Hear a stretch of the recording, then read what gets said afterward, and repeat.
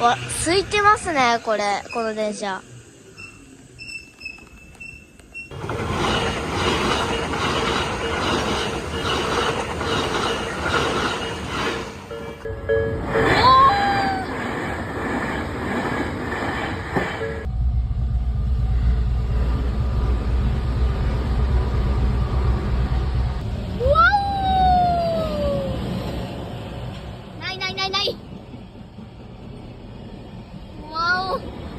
初めての貨物です。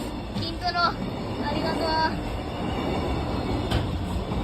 どうしような。あ、よかった、ここないわ。あれ、びっくりしたー。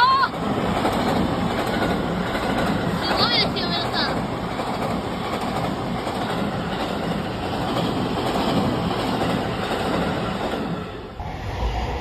わお。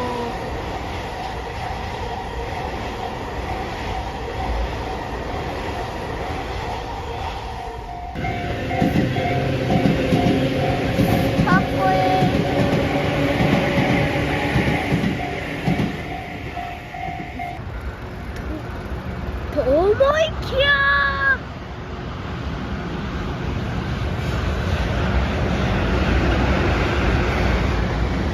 やった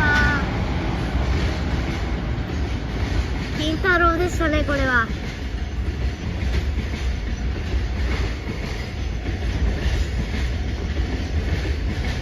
金太郎。